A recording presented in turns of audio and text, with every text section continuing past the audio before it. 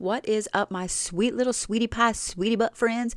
It's time for your astrological forecast, and this is going to be a longer one, and I'm going to talk really fast, so I am going to put captions on here. But there's a lot going on this week, and there's some things that are kind of disturbing me a little bit in the astrological shit. So we're going to talk about it. Okay, so first of all, hold on to your butts. So here's how this is going to go down. So I'm going to tell you about the major things happening, but we're going to take a look at what's going on with the astrological chart itself while we're doing it. Namely, this thing right here. Notice anything? Notice anything right off the top? Grab your eyeball. How about this looking like a laser beam right there? How about that? Well, there's a lot going on this week, so let's get into it. Hold tight. We're going to look at that in a minute. First, though, tomorrow on the 4th, we have Venus going into Aries, and we have Jupiter also going direct. So what does that mean? When Venus goes into Aries, this means impulsivity on a big major scale. Yes, this usually is all about love, but this can be with something that you're passionate about as well.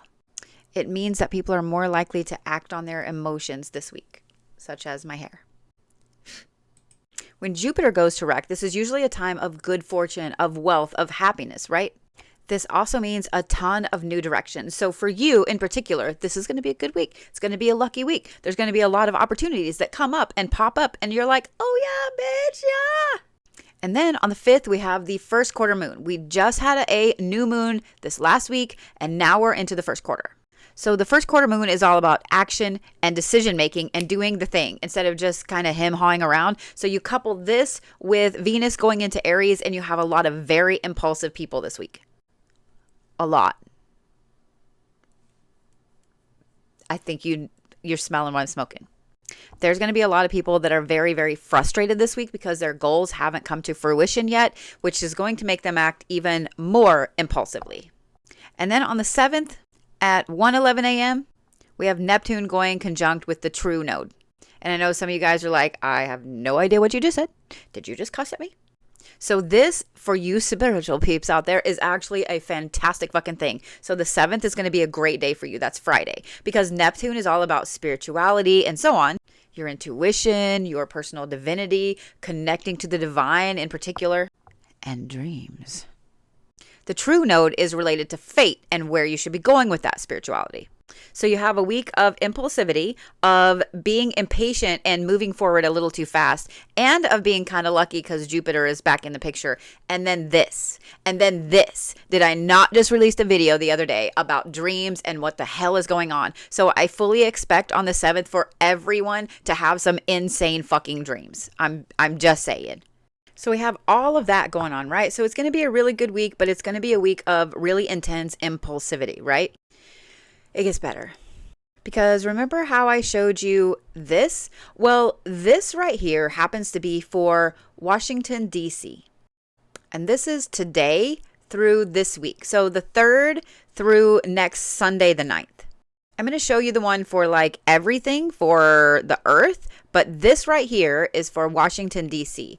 And I want you to really look at that, and I want you to look at where Pluto is, like that right there, because we're going to talk about that. So see how this is in retrograde in the 10th house, right? Yeah. See how it's in Cancer? So Cancers, I love you, but we all know that you are a super emotional sign. And Pluto retrograde is all about massive mega change. I don't know where you guys were. If you don't know that Pluto went into retrograde last year and it's swinging back and forth between Capricorn and Aquarius. Pluto retrograde in the 10th house means that someone's career, someone's social image is going to shift in a very big way. As I mentioned, this is a chart for Washington, D.C. at 9 p.m. on the 3rd. So about an hour from when I'm shooting this. Now, this could go either way. This could be the breaking down of someone or something's career for something better or not better. The other thing I want you to notice is in that this chart right here, and this is an event chart for it's for a specific moment in time. I want you to notice that this Jupiter in this chart is also in retrograde in Gemini in the 9th house, which is all about higher learning and philosophy. So not having very good luck or very good, mental things, being able to think things through clearly on a week where everybody is impulsive. Are you seeing the bricks that I'm laying down here?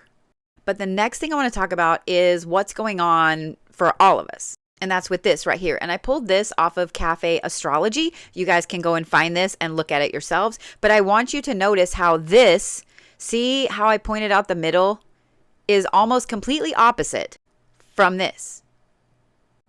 Us, Washington, D.C. Us, just Washington, D.C. Us, them. So the thing I want to talk about here is that this happens to be for the 5th. This is for the first quarter moon. So the sun here is in Aquarius, and that's a pretty balanced air sign. Mercury and Venus are there as well, all in the 11th house. And you have Pluto in the 11th house here as well. So when Pluto is in the 11th house, that means that someone is very, very likely to start chasing their dreams. This is your hopes, your aspirations, your wishes. And when Pluto sits in a very strong position in the 11th house, it means that people are willing to go to extreme lengths to follow these hopes and dreams, even if it seems really foolish. And do you remember when I said that it's going to be a week of impulsivity? Do you remember that? Yeah. Again, this is just for Washington, D.C., and Pluto's in retrograde in the 10th house. And this is for, everything, everybody. Have y'all seen the things going on all over the place with the people and the yelling and the, protesting? A, B, C, D, E, F, G. I'm just going to lay that out right there. I'm quite unsure what I think about this week. I really and truly am. There's not a crazy amount going on, but the few things that are going on, especially with those Pluto placements and looking at it in one chart versus a chart specifically for where our government is seated, it bothers me. It bothers me. And I'm going to leave that for y'all to make your own decisions, but I'm just saying that have some extra patience this week because everybody is going to be impulsive. Everybody is going to be irritated. Everybody is going to be angry. And I am done with this ride at this point.